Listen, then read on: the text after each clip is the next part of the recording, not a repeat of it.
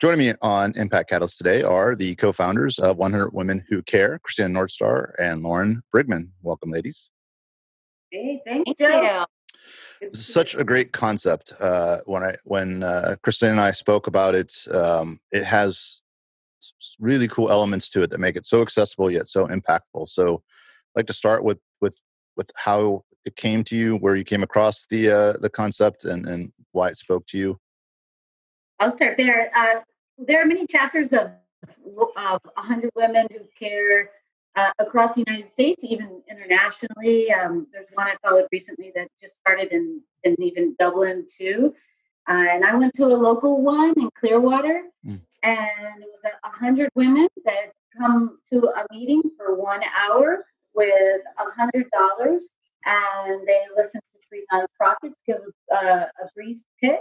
And at the end of the hour, they vote, and the nonprofit that receives the most votes receives the impact award of the entire $10,000. And in addition, we have a 50% matching grant, so it could be upwards of 15,000 or more in 1 hour. So Lauren and I were completely taken over that there was nothing like this in St. Pete. And we have conversations with people all the time that always say, I want to do more, but where do you start? Where do you start? How do you take that first step in getting involved and being able to learn more actively and get engaged? And this was absolutely like the light bulb was just a huge sun to us that it was like impossible to not do this in St. Pete. So that's pretty much the foundation of us deciding to start a chapter in St. Pete, serving St. Pete, and getting to know organizations that serve St. Pete. So, Lauren, when you saw the concept and you guys started to stand it up, did it play out as you had expected? Oh, instantly. We knew just from friends that the community was ready for this. There were so many women out there that we had met that were just, wanting in any way to still be a mom, still own a business, still have the lifestyle that they have, but also find a way to plug in, even if it's just a little bit here and there or just financially. But there's not really a good way to get educated on the vast number of resources we have here in St. Pete. And so when Christina and I came up with this idea to do this, to launch this here, we knew instantly after talking to just a couple friends that this was going to be an instant success because everyone wanted to have a part of it. So we were excited to start it. What I like about it is I always look for what I call layers of win in everything. And this one just has so many nice layers of win in that, it's very accessible, $100, coming in with that, yet knowing it's also very impactful because when you combine everybody's $100 to get to that 10,000 and then get it matched, that's real money to a lot of nonprofits. On top of that, there's a wonderful social element, being able to come together with people who have a similar desire to help the community. And then there's an educational development element, which is understanding the problems and the solutions that people are putting forth out there. So is that fair to say those are kind of 4 key elements? Are there any other elements that I didn't mention, or which of those, did any of those surprise you and how big of a part they were? No, I think that's exactly how we define it and helping to lay out for someone who's interested in coming to a meeting, that it's those 3 elements. And so we particularly have been trying to put out there, it's an opportunity to learn and to share and to grow. So you can share with others, learn and engage more about your community. There's so many organizations we drive by and we hear the name, you're familiar with it, but do we really know? Could we have a conversation about the details and all the branches of what they're offering in the community? And then just bringing the original vision is bringing the women together. And Lauren and I would be like practically dancing around together because the thought of being able to engage these conversations naturally, hopefully organically. We wanted this process to be an organic spread of the word, and really it was pretty raw through word of mouth. And outreach, email, social media, and to connect more with like-minded people that want to get involved, like on all those three levels. That's your long answer. So, Lauren, talk about the first event. You were able to get one event in before the pandemic hit. How did that go?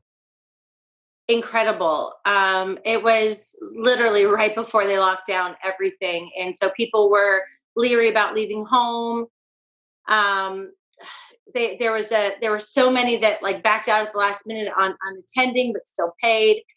And so, we were just like, if there's 5 people that show up, it's okay. It's our first event. So much has changed from when we started this a month ago. So now we had 100. Now we'll have 5. It's okay. We'll keep building it. We felt so led, and the community was just pushing us forward with it. So we didn't worry too much about the future of it. We just knew it was going to be small. So when 89 women showed up, we were like, it worked. We did it. Like, everybody loves this. And so, it wasn't the full 100 or over 100 that we had first anticipated, but for the situation, we had such an outpouring. And since then, our Facebook page has grown from right under 100 to 350. So just over the pandemic, where we haven't even had a chance to really get together and meet, just word of mouth. And so it's just been amazing to see the impact that we've had already in the community. And can you talk about the winner of the first event and why you thought they won? They won because they were real.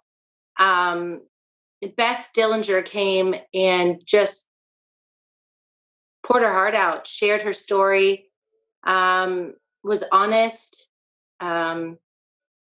really reached the heart of the women. And I think the women wanted to know their money was going to stay local and impact deep. Not a one-time use of something that would just vanish, but really get into the heart of the community. And the Dillingers put their hands in everything. They're not afraid to get dirty, and they go and they help build this community. And so she just came out and shared that in what, Christina, like 3 or 4 minutes? Yeah, about 3 or 4 minutes. And she had, people were pretty much in tears. Maybe I can't speak for the whole room, but the majority of the room. And she has multiple pillars too: the Nourish to Flourish program, and the feeding, the clothes to kids and Beth's closet, and their support of foster children in the community, and conversations about helping to get children and teens, particularly up on their feet, have a closet they can go to and put and grab a free pair of clothes with tags on it that they never ever receive. The Nourish to Flourish program sending food packages home with children, and we raised that night. They received a total of $13,600 at our first meeting in 1 hour. So it was just a constant, wow, just a constant wow. It's wonderful. So we'll have a message from Beth soon too, and how that money has helped to fund them. But in particular, I know part of it will go to a scholarship, and the other majority of it will go to the Nourish to Flourish program, helping to feed children, particularly in this uptick at time of need. That's great. But we were all 3 organizations had us in tears. I mean, It did. It was awesome. And then the next day, or that weekend, the quarantine began. So for many 89 women, that was probably the last remaining, the last event that anyone had for what it's been months now. Months. Yeah. And the wonderful thing is, I would assume that some women really connected with the folks who didn't win. It's a democratized process, so the winner got the sum. But I would assume that there were plenty of connections made between some of the participants and the other nonprofits that were there, and probably a lot of good flowed from there as well.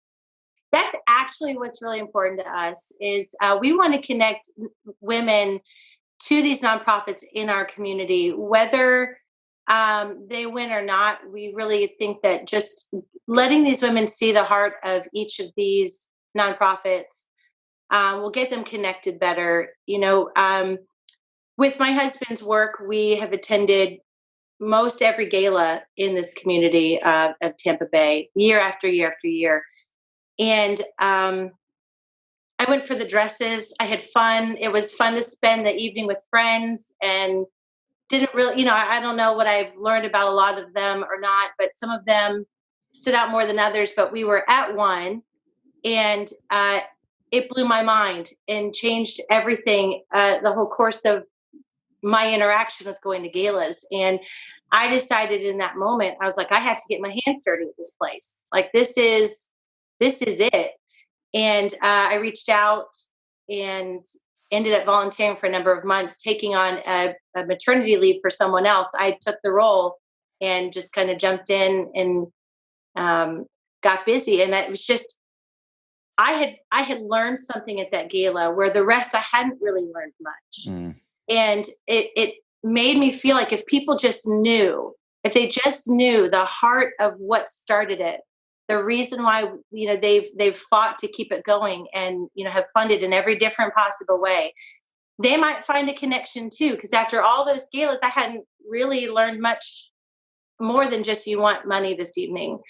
But I started looking at them differently because of that. And have volunteered at many different places since then. So the greatest part is, yes, Beth Dillinger won, but I have two friends from that evening that have already reached out to Academy Prep, the one that didn't win. And they're looking to volunteer and, work with the children there. So we encourage that from the get-go. We said, hey, these are in front of you, get to know them. We give them a meeting time in the beginning where they could meet with each nonprofit and just hold a private conversation. And from there, they can also give financially separately if they want. They can meet with them about interacting on their campuses. So after the first event, you said that's just before quarantine hit. So now we move into the age of COVID. How did you pivot? It was, looks like so far ago, so deep ago. But in the middle of it, we decided that we wanted to go digital, that in some form, because here we all were, barely even going out in our yards, but yet had this calling to do more. And when it's undeniable. So how could we continue to do more without leaving our homes, right? And jump in.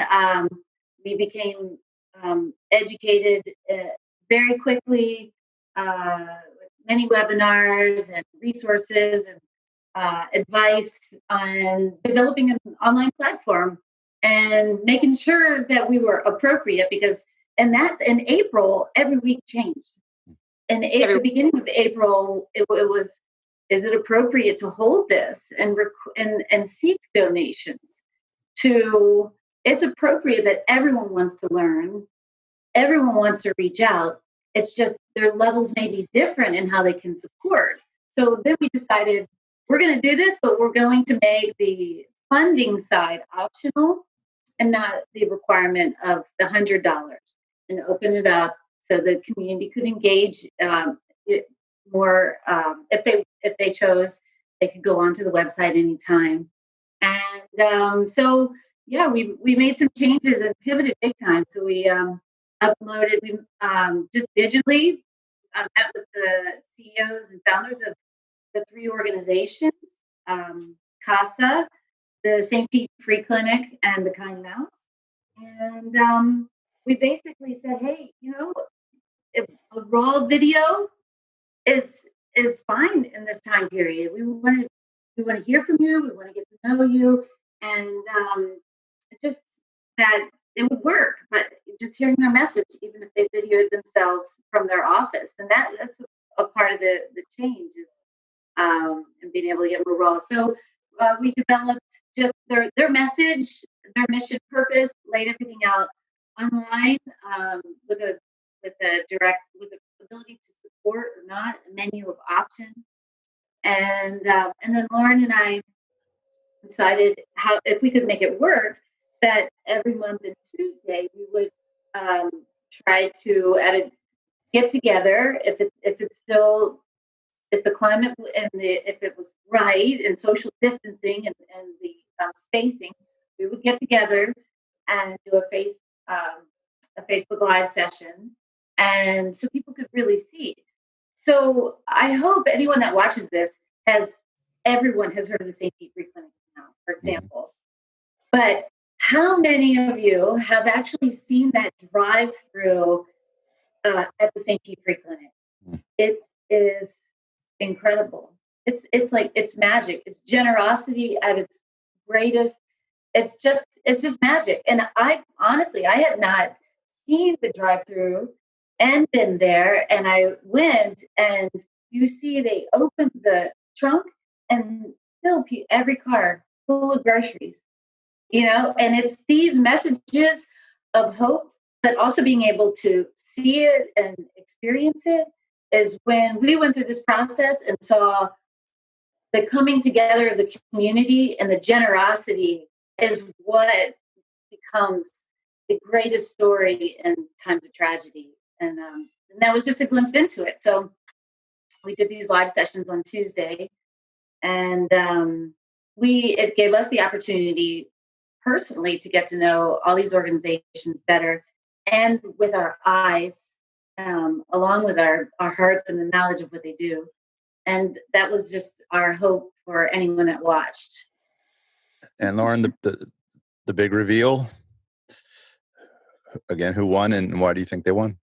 Oh, well, I don't know why they won. They were all amazing. It was I think the reason honestly why the one that won is because two of them were similar in what they were offering and one was a bit different. So Mm. I think the monies that came in were split between the two that were offering essentially the same thing. And then, the for a second offer, the center one, the middle one that we went to was offering a different kind of care at the moment. So the big reveal, drum roll, Christina. Our big reveal is that Casa won. Great And organization. yes, oh my gosh, and that was another one. I'd been to a few of their galas and didn't know exactly all that they did. And talking one on one, and you can look at our interview and talking with the CEO and understanding like the heart for the community and the services they provide. I think really that won over because during this pandemic, everyone's been stuck at home. Not Hmm. everyone's home life is our home life. Yeah. And, Casa was chasing after those women, making sure that they were okay.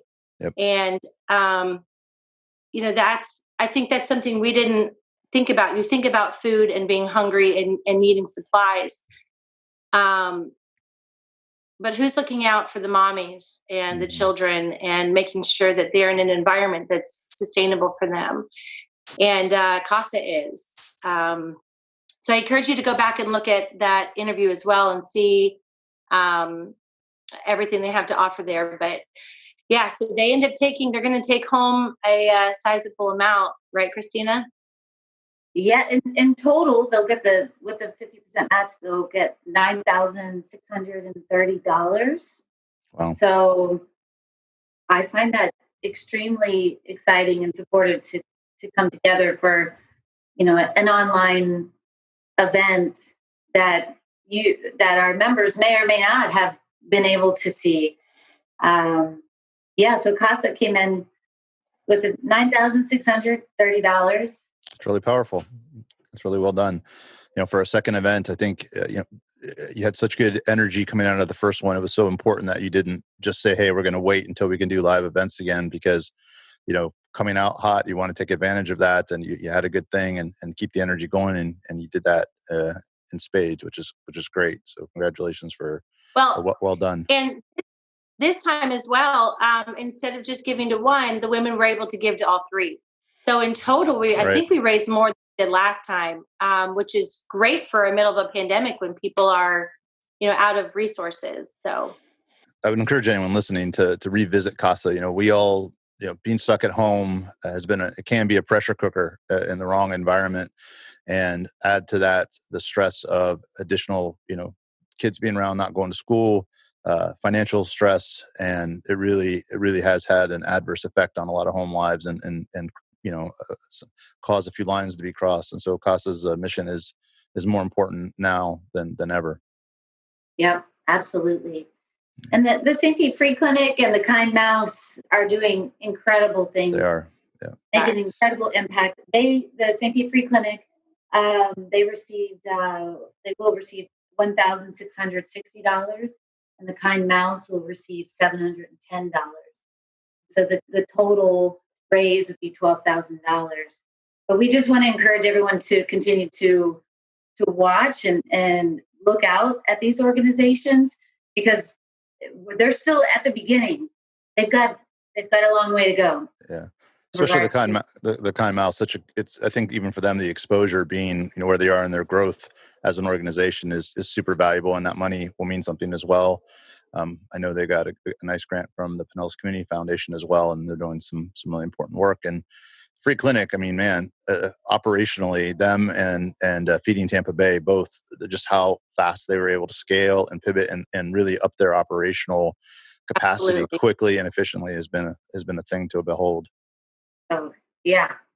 The integrity is huge. And Joe, in the future, when things get closer to normal and it's a lot more allowed, we have to put our children in to become mice in training at the Kind Mouse. I like it. That's another thing Lauren and I wanted to push in our May session, if it was live, is mentoring a younger person to learn about engaging and learning in the community.